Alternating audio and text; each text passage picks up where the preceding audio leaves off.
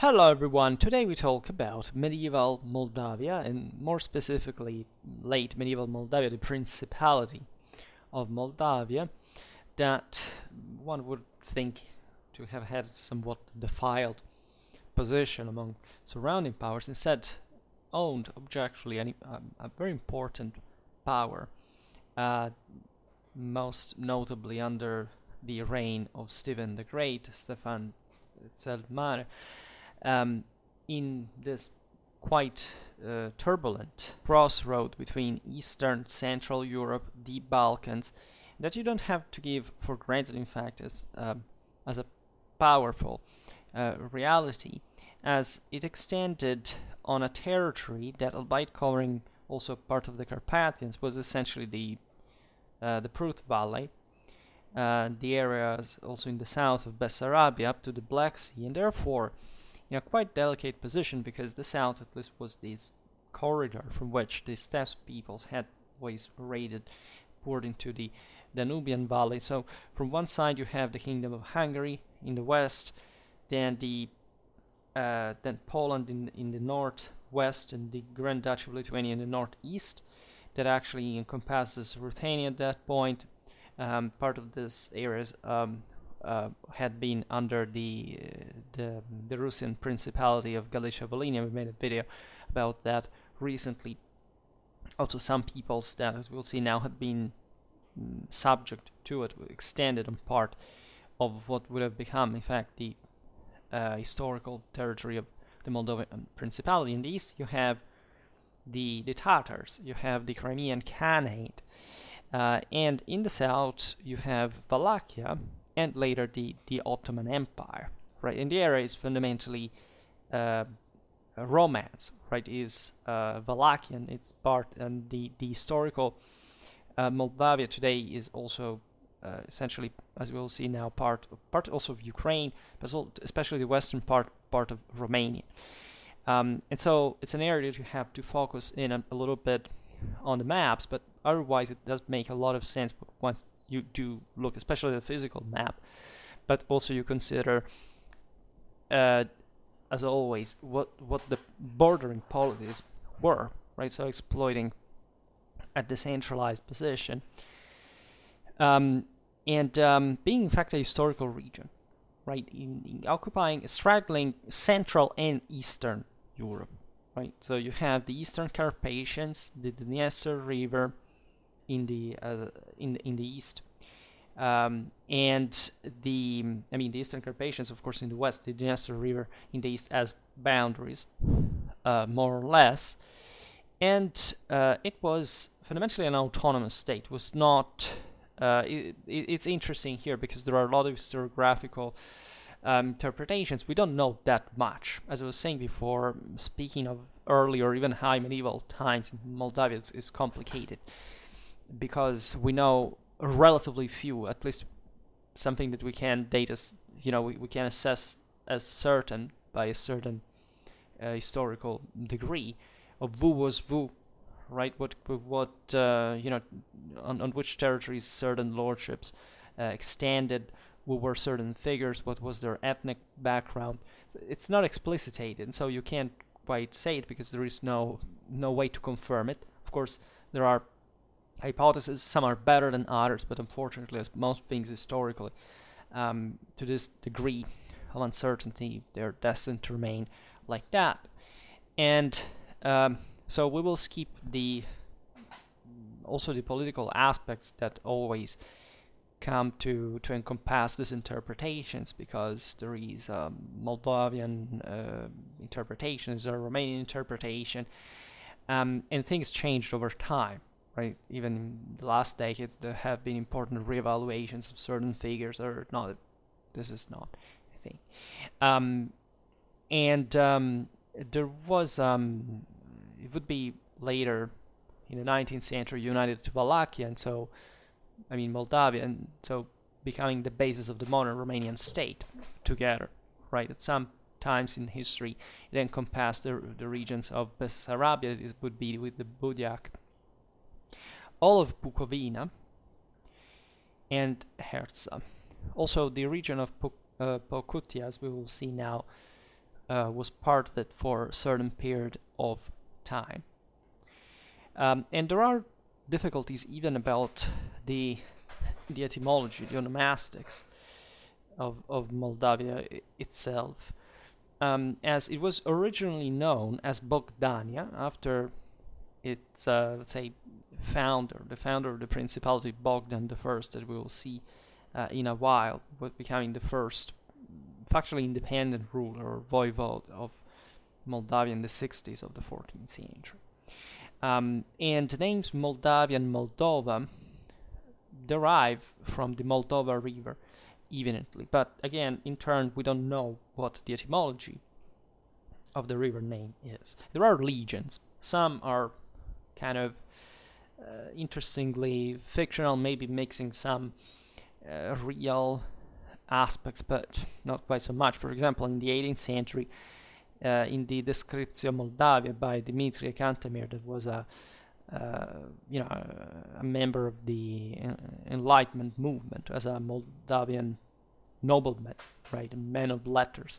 It was the link to the aurochs, so these animals that you find, in fact, also it's an extinct cattle species, but you find it on the coat of arms of Moldova. I even made a video about it was Balkan heraldry. Moldavia is not part of Balkans, but that video encompasses also Hungary, etc. We explained that if you are interested, and I will keep making this kind of heraldry videos. And the story, the legend attached to this etymology by Cantemir is an hunting trip of the voivode of Maramuresh, Dragos, who had de facto founded the former dynasty ruling also in part on Moldavia, and that was eventually dispossessed by Bogdan I and his successors. And the idea being that also this geographical setting that Dragos, so the voivodeship of Maramuresh, from which, as we will see, also Bogdan, so this Romanian blacks noblemen had come from, also competing with each other, that it was from the other side of the Carpathians, right, within the Carpathian Basin, in what would have been the part of the Hungarian domination, crossed the Carpathians and reached the Moldova River.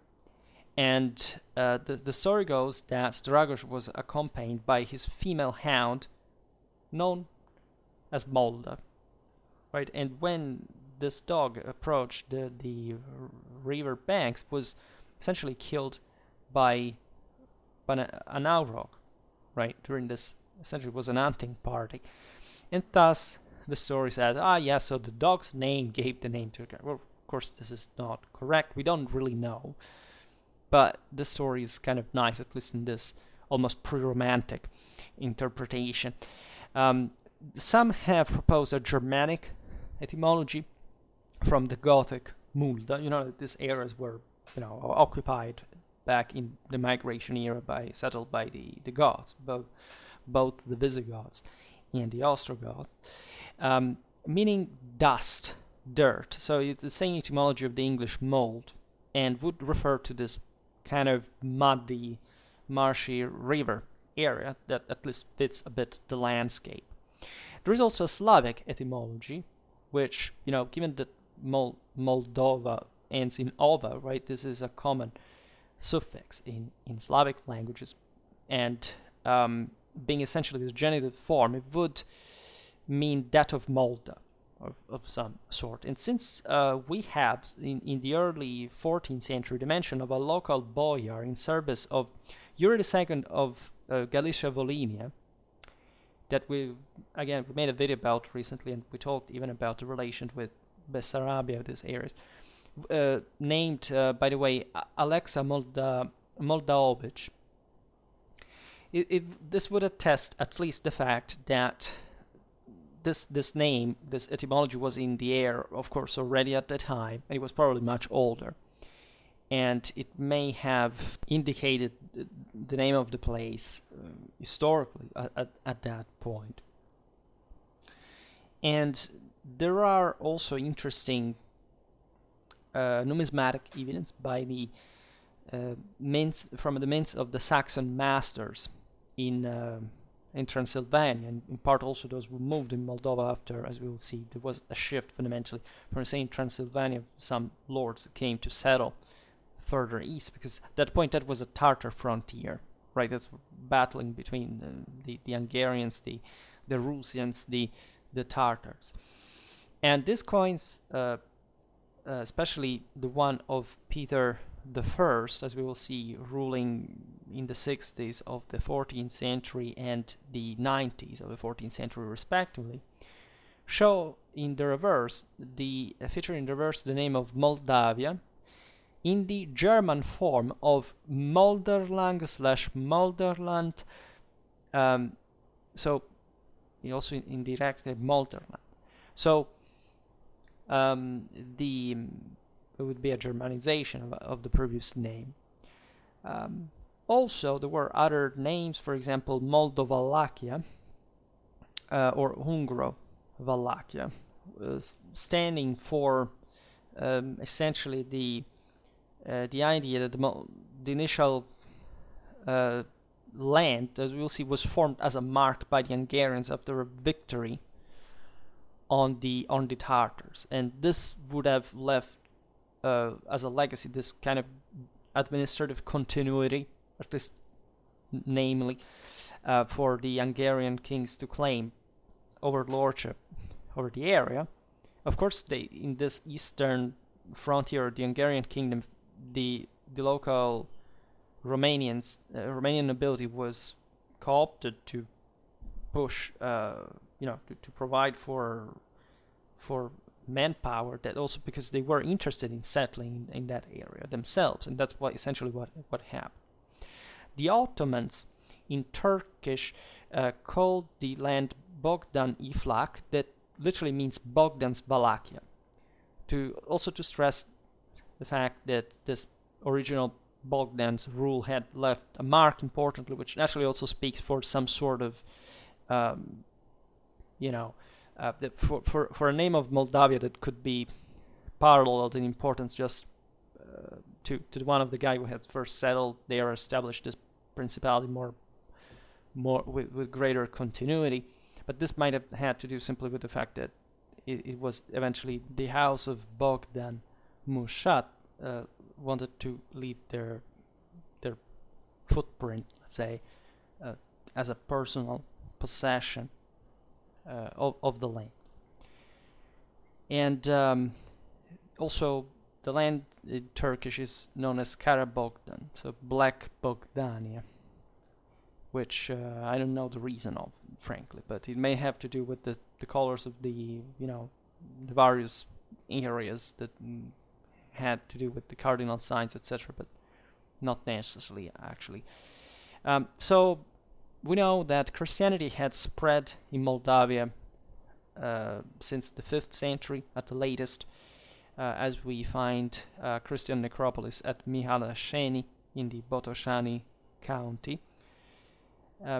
It's today's Romania, but western Moldavia. And the place of worship naturally has some transitional features, but it's quite uniquely a Christian one. And there are similar necropolises and places of worship found at Nicolina in Iași. And we don't get too much from the area up to the 13th century, fundamentally, when we have the Paitian Chronicle, that is essentially the most important source for this, of historical data for the southern Rus, that mentions the Boloveni people, also known as the Bolokovians. And there's been some historical clash, let's say, to determine who these people really were, because they didn't really occupy, according to any hypothesis, essentially not even the majority of the territory of what would be Moldavia, in fact, but just part of the northeastern one, straddling over essentially the Dniester River, right, and extending north, especially across the Bug Valley. And this was the interpretation, at least, of Alexandru Boldur. But in sharp contrast to this view, Diminic identified the Bolkovenis land as actually a smaller area in the north of the uppermost course of the river Bug, so roughly in today's Galicia. All right, so far north and also as a small one. And these people, however, had some influence on Moldavia itself. Initially, they were not initially, but depending on who's looking at the thing, said, these were blacks themselves.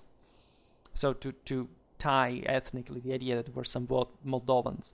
Instead, the broader context of the Hypatian Chronicle suggests that they were Slavic people. There was another population known as the Brodniks, whose etymology is uncertain. Some have connected it to the Slavic brodu, that it would be water crossing or ford,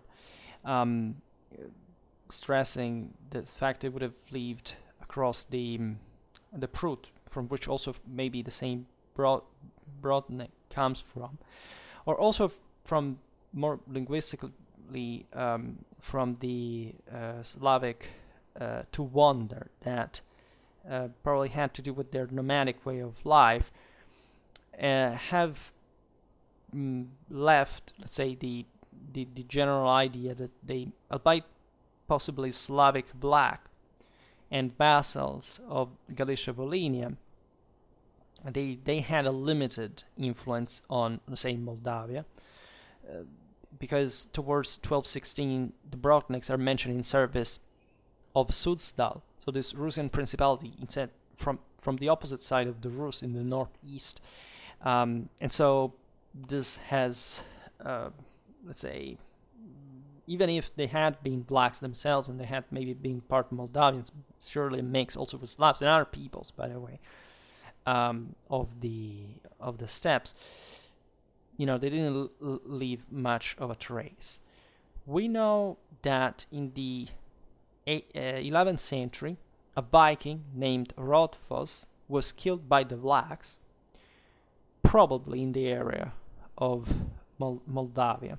And we know this because there is the Blakumen or Blokumen, so the blacks essentially in Norse, mentioned in Scandinavian sources of the High Middle Ages, right, with Blokuman land, right, the land of the blacks, etc. Could have been more extended. Could have been, surely the Varangians wandered pretty widely also in the, consider many of them were settled also in the continental Balkans by the Byzantines, and they weren't that far from black lands, and that we also have difficulty sometimes to assess, is in at least from a local point of view, because many communities were interspersed. The Balkanization was present already at the time, so-called Balkanization. We can't be certain. In 1164, the future Byzantine Emperor Andronicus I Komnenos, who was a globetrotter, and we made a video about him recently as well, you can check the Byzantine history playlist, was taken prisoner by black shepherds, perhaps in the same region around Moldavia. Andronicus was exiled, he went everywhere, so let's say he was in Moldavia himself. We want to believe that. Other indications, for example, the one of the traveling friar William of Rubruck, who made this journey to the great Khan's court in the 50s of the 13th century, talks about what the blacks among the peoples who paid tribute to the Mongols in the area, but even there we can't tell whether it's north, let's say, of the Danube estuary, if the blacks, I don't know, within the Carpathian Basin or in the Danubian Valley, we have no idea, too vague. Rubruck described as well Blakia as Assan's territory south of the lower Danube, however, showing that he, at least, in fact, thought of other lands part of the Second Bulgarian Empire, that, however, stretched. Namely, we made a video about the Second Bulgarian Empire to its greatest extent recently. Also, in theory, north of the Danube's delta. And the most important influence, or at least the most perduring one, the most stable one, initially, and as we've already seen, was the Hungarian one. Because in the 14th century, Charles I of Hungary attempted to expand his realm and influence through the Catholic Church eastwards, right? This was possible because of the fall of the Cuman rule that had been important in the region for centuries, and also lots of Cumans had settled in Hungary. And he ordered essentially the General Pinta de Menda in 1324 to wage a campaign in this eastern frontier, as it was important to stop the raids of these people, securing the frontier, creating a harder one. It could not be so easily infiltrated. And 20 years later, the Hungarians defeated the Mongols on two occasions, 1342 and 45. And the broader conflict, at least for a while, was resolved by the death of Jani Beg in 1357. This had been one of the most famous and powerful rulers of the Golden Horde. We have seen him also essentially ruling by decentralized fashion on the kingdom of Galicia-Volhynia that alternatively fought against him or for him, the Golden Horde in general. The Polish chronicler Jan Długosz mentions Moldavians under the name of Wallachians having joined a military expedition in 1342 to Poland for the Poles, right, of King Ladislas I against the Margrave of Brandenburg. Now, this is interesting because it's possible these Wallachians, even unspecifically, were, given the context, properly Moldavians, because of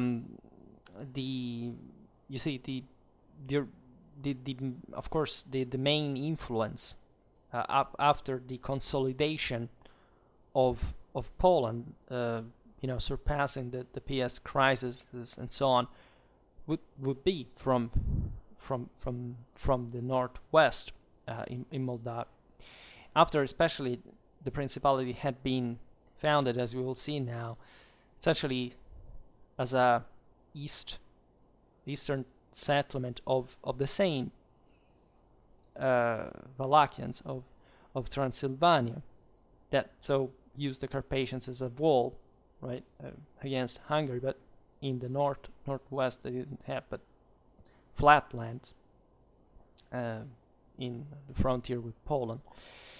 In 1353, Dragos, that we mentioned before, that is called a Vlach Kniaz, so a chieftain in Maramuresh, west of the Carpathians, within the Carpathian Basin, was sent by Louis I of Hungary to establish a line of defense against the Golden Horde on the Siret River.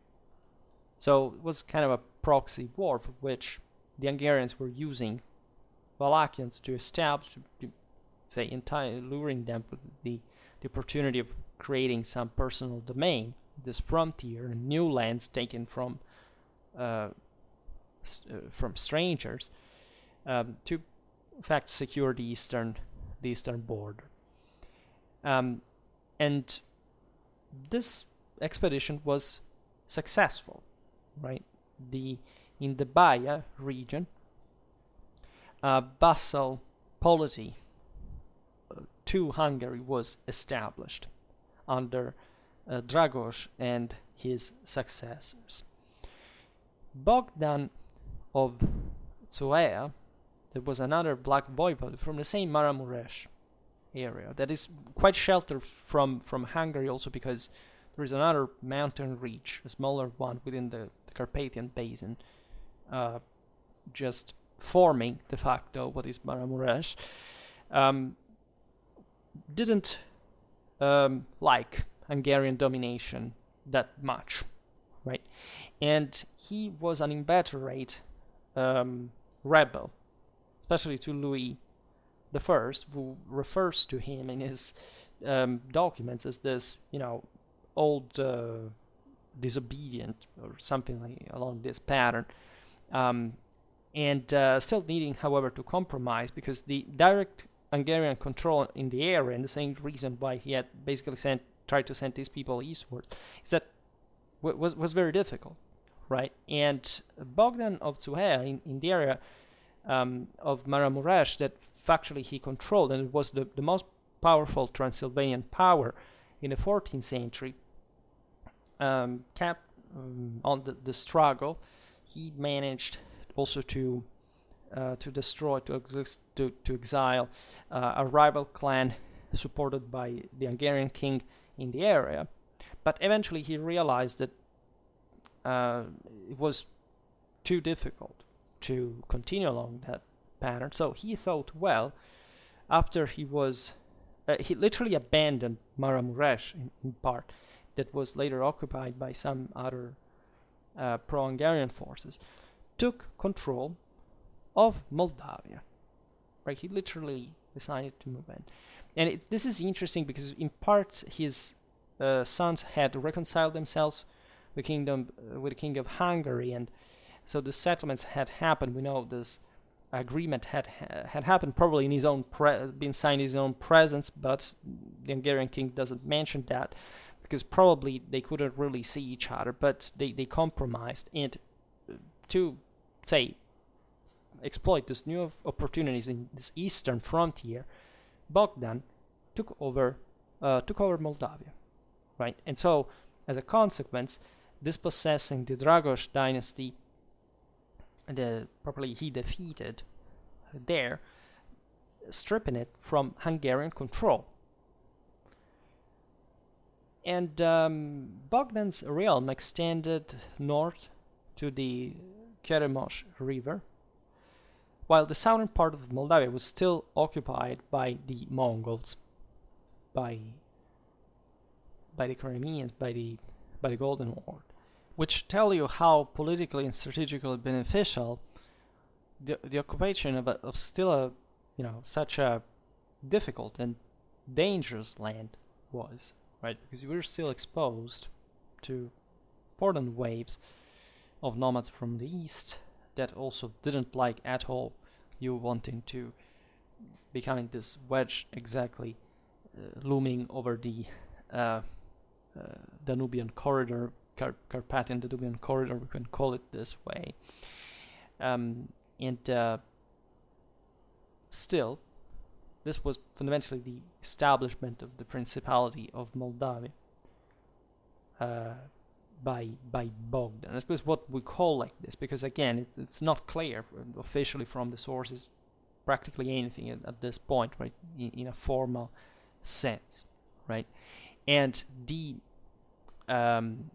capital, let's say the most important center of Moldavia at this point was Siret. Despite the fact that Bogdan had first resided in Baia, he preferred to move there, and it would remain so until I presume the 70s, at the earliest of the 14th century, under Petru II Mușat, Prince of Moldavia, that moved it to Suceava.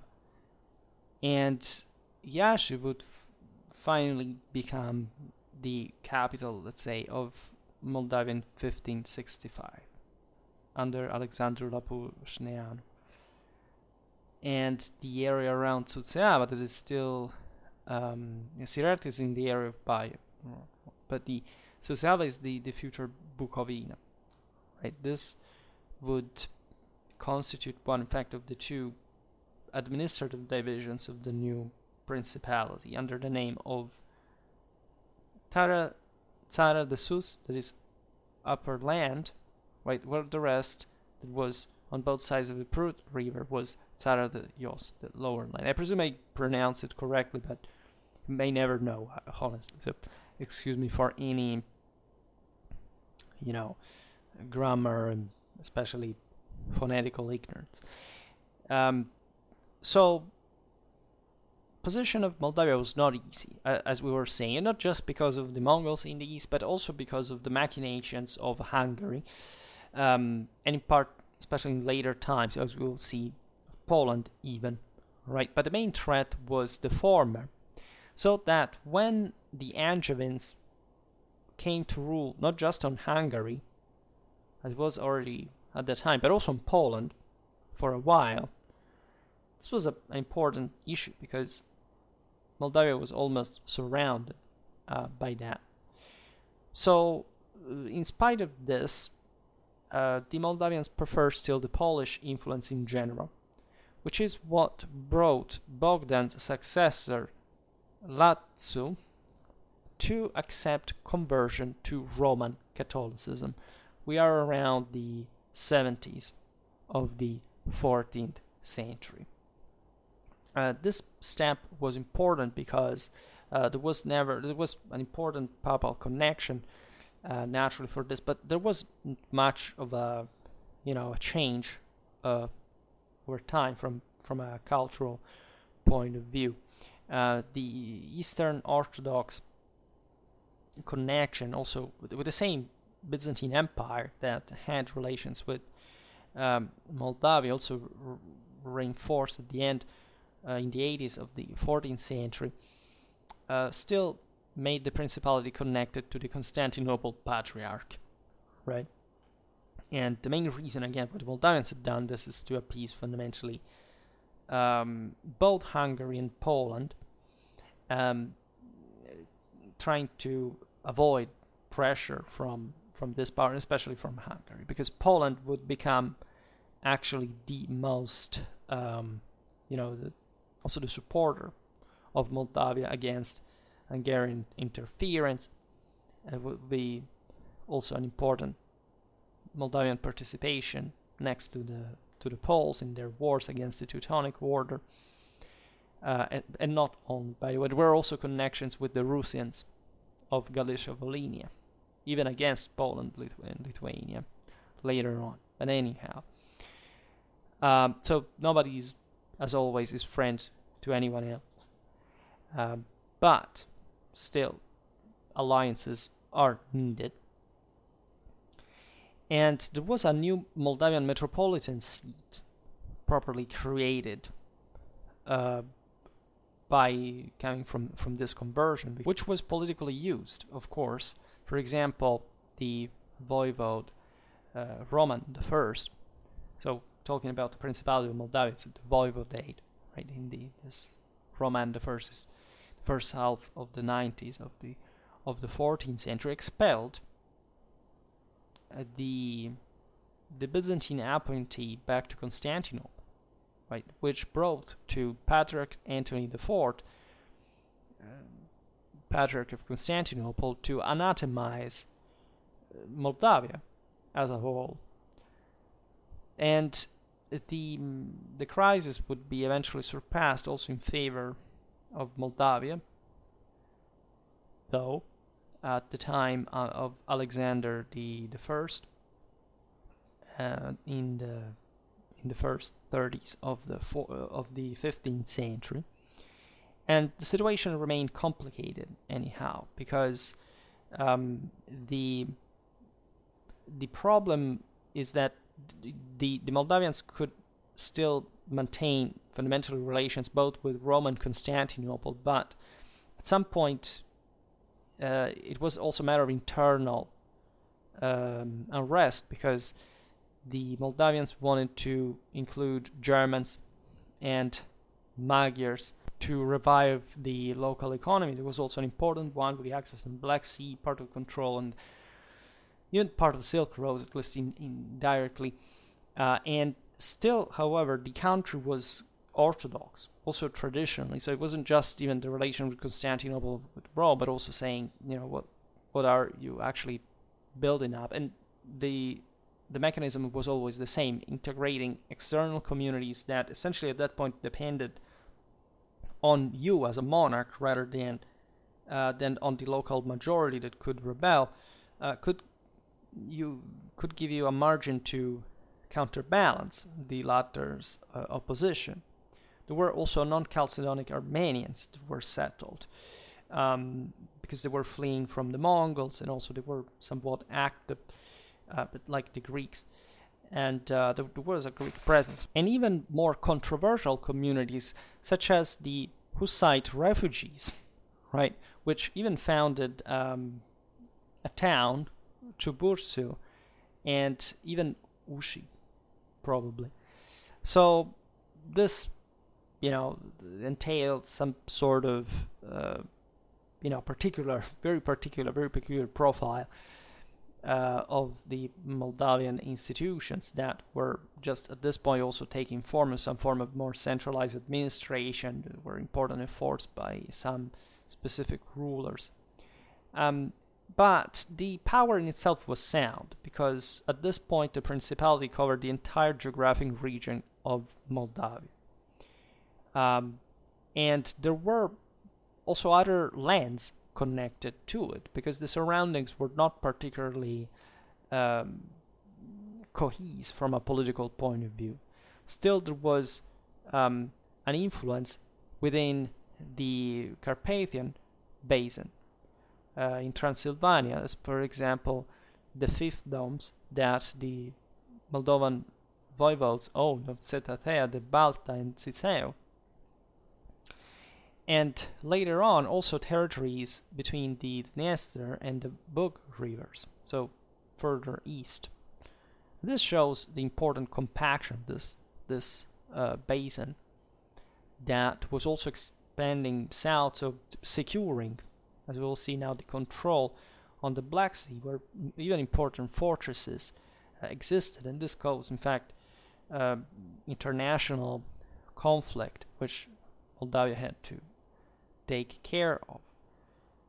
Petru II profited from the end of the Hungarian-Polish Union and brought back Moldavia more directly closer to Poland, so much that he became formally a vassal of Ladislas II Jagiello on September the 26th, 1387, which naturally was an interesting position because the Poles, as kings of, say, at least being the lords of Moldavia themselves, would have had to provide some protection as well against Hungary. Petru II provided the Polish king with 3,000 silver rubles for the Polish war fought against the Teutonic Knights, and in exchange he was enfeoffed with Pokutia by Poland, so even extending further control. And this was important for Poland because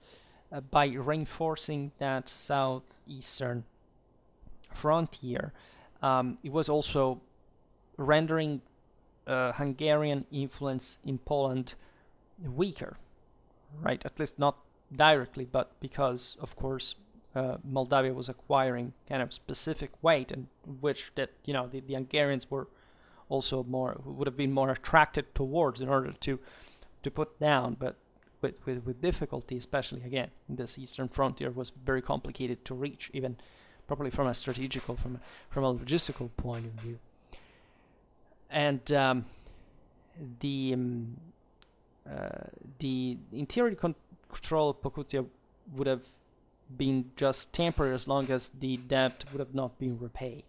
And we don't know whether this happened. As it normally happened in that time, sovereigns were chronically short of money, so this was just, I will repay you, but until then I will at least give you this land. It was normal, like it's basically how feudalism works.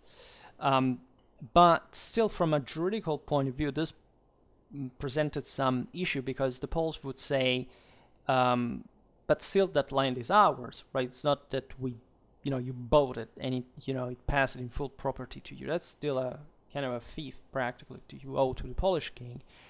And the the issue would have been solved only in 1531, right? So that bit late in time, where at the Battle of Obertin, the Moldovans were defeated by the Polish army, and they were eventually forced to give Pokutia back, right? But those were also other times in which, as we will see, the Moldavians would even seek for Ottoman support just to avoid Polish expansionism at some point. Also, Petru II expanded Moldavian rule towards the Danube Delta, which was a big deal. Objectively, was no main power there because the Wallachians in the south at this point were struggling with the Ottomans. They were all fragmented, so it was a good moment to extend direct control on this, on the Danube Delta, but basically a branch, a westernmost branch of the Silk Road extended. It was of dramatic importance. That's why also the Hungarians were so concerned with this area of the road, because there wasn't really not much else, but its control in terms of trade revenues was really significant. Okay, not only for those reasons, there were important mining centers in Transylvania, etc., but here Moldavia is from the other side of the Carpathians. Petru's brother Roman I also conquered the Hungarian-ruled Cetatea Alba. That is this hell of, it's today's Bilorod Dnistrovsky, historically known as Ackerman, also known under this name. That is this hell of, municipality in port situated on the right bank of the Dniester Liman in Odessa, in southwestern Ukraine, in the historical region of Budyak. And this fortress is, by the way, I used many pictures from there because it's beautiful. It's a huge fortress for the time. The Moldavians took control.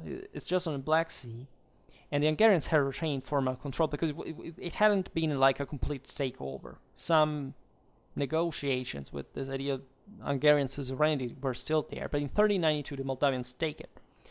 And so this was essentially the strongest Moldavian outlet to the Black Sea. Roman I at this point was also fighting essentially for the Ruthenians against the Lithuanians, and paying for it, because eventually the Ruthenians were defeated, and Moldavia, that had supported them, kind of had to save face, and the voivode was dethroned, and Stephen I of the same Bushan dynasty came to power.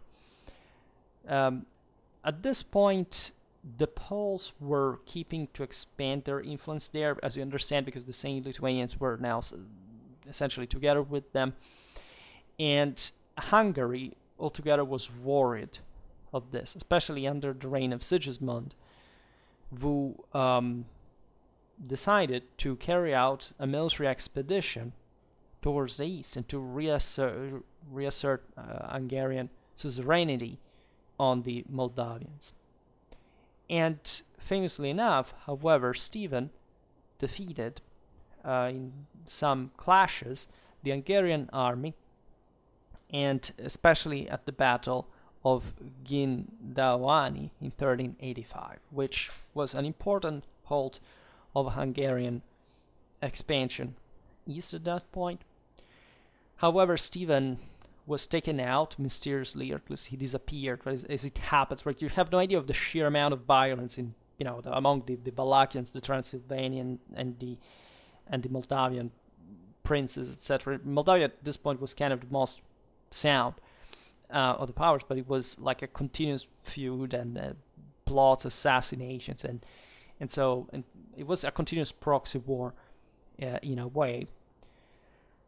And albeit Alexander the Good, ruling between 1400 1432, was brought to the throne by the Hungarians, also with the support of Mircea I of Wallachia, he shifted his allegiances towards Poland.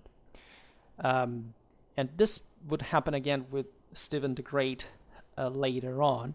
Essentially, this Moldavian nobility emerging from fierce struggles within the same country that at that point would taking at that point any external support as as good, and when coming to power, however, halting that, and mostly this Hungarian one that was still the most threatening for Moldavia compared to Poland. They also didn't have just nice intentions, frankly. However, this was a phase in which the Moldavian-Polish alliance was strong, so much that Moldavian forces participated at the biggest defeats of the Teutonic Order at the hands of the Poles, the Battle of Grunwald, where a Moldavian contingent is recorded, and also the siege of Marienburg. That was not successful, but still showed that the Teutonic Knights could be attacked in their own, at the core, at the heart of what had been their stronghold, the cornerstone of their state in the Baltic. And the Moldavian influence on Wallachia at this point was strong as well. And again, kind of obviously, because the Danubian watershed, right, between the Carpathians and the was at this point was pressured by the Ottomans. Everything was disgregating, right? Bulgaria had gone, other, like the Serbians had been defeated at Kosovo, Poli, etc. So it was just Moldavia that remained like a bulwark and stronghold, and this in fact also attracted the attention of the Venetians in the process, especially from the 60s, however, of the 15th century, because it was one of the only powers that could significantly keeping to support these, say, could make some Italian possessions surviving. Also, the Genoese in the Black Sea, for that matter, had looked at Moldavia interestingly, because they were enemies of the Golden Horde as well. And Alexander the First, known as the Good, is also because this is a bit like the heyday of Moldavia historically, and it's also the first confrontation, also the clouds thickening on the region as well, with the Ottomans at Cetatea Alba in 1420. There were also clashes with the Poles later on, and so after Alexander's reign, it was evident that Moldavia was becoming squeezed among these major powers now that were really consolidating by the 15th century as concrete states, whereas these Central Eastern European principalities were really something else, right? They hadn't had the possibility of evolving, even just look at the size, but also statally speaking, as a consequence, it was, well, another story. And this brought, in fact, the same Moldavia to be split in civil strifes, and notably the one between Bogdan II and Petru III Aron, which traditionally were both bastards of Alexander II. Also, Stephen the Great was son to Bogdan, that was assassinated by Petru when he rose to power in 1451. And this moment of political weakness naturally opened to some foreign intervention, especially the Hungarian one.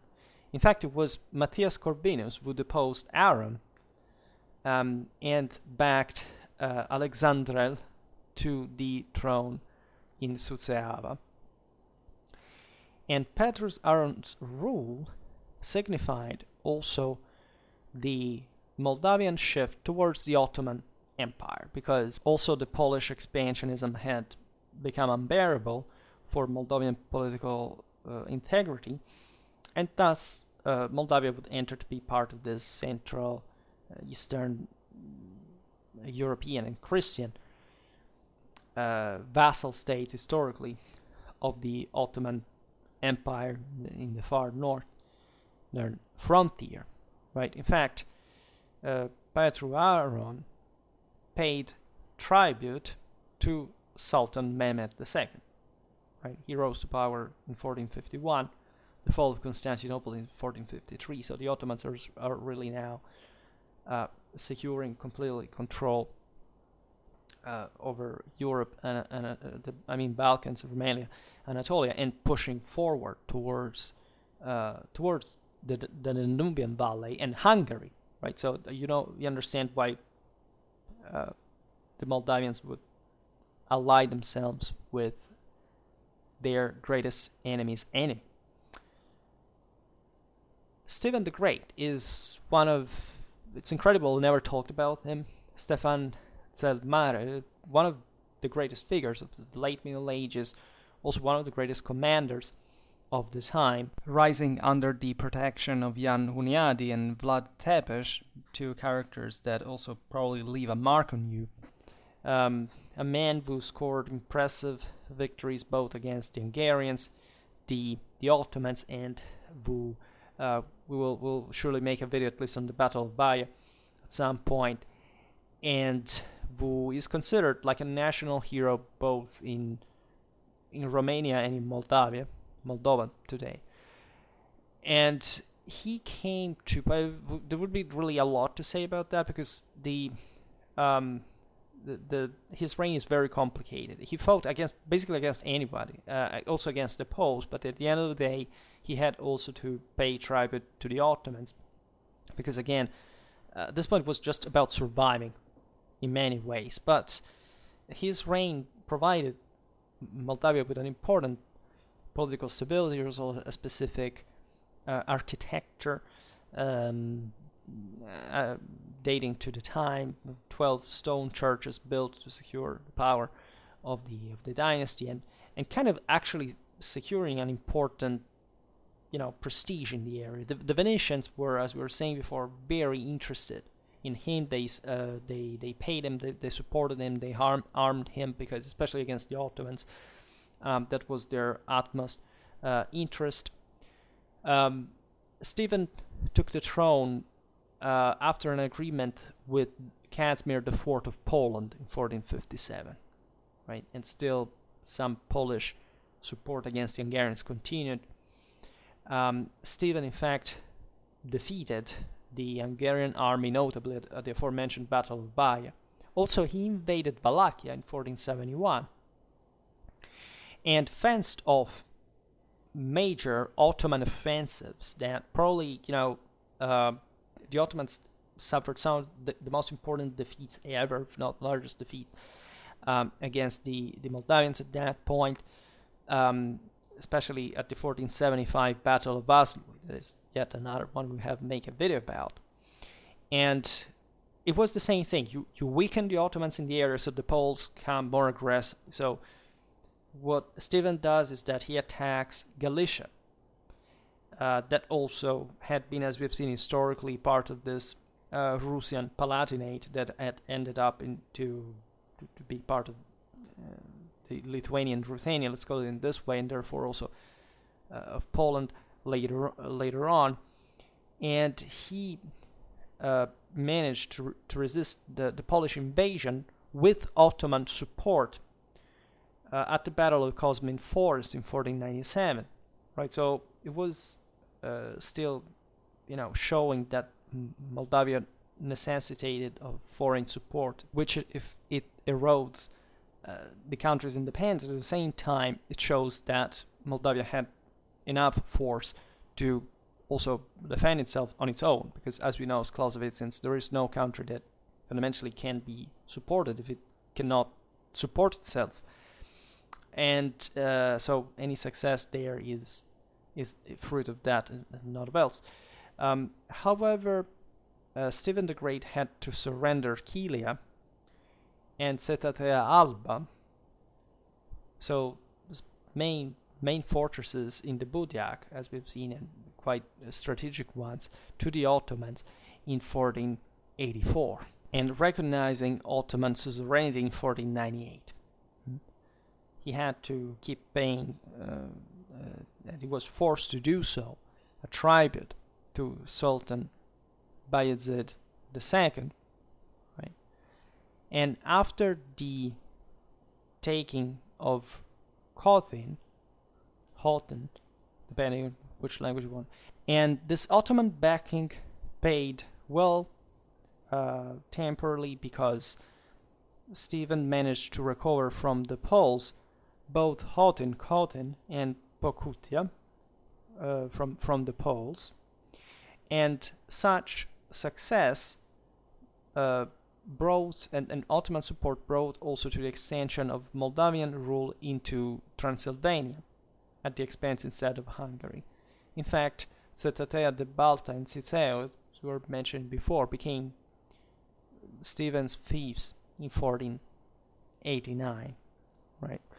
So the story stops here as far as the Middle Ages are concerned. There would be really a lot to say about all these rulers, let's say, what their accomplishments individually were, but as we were saying before, also we mostly rely on indirect evidence at the time. There is a lot about Stephen the Great instead, and many other clashes and more important, say, details that could be added, etc. But we will hopefully talk about him more in detail in a dedicated video. This was just about giving an idea of what the Principality of Moldova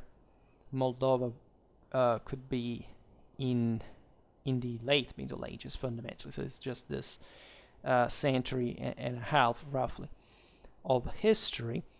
Thus, for today, I stop it here. I just hope that you enjoyed this video. If you did, please share it. Otherwise, leave a like or subscribe to my channel if you're interested in my upcoming content. And for now, I thank you heartily for listening to me. I wish you a nice time and see you next time. Bye.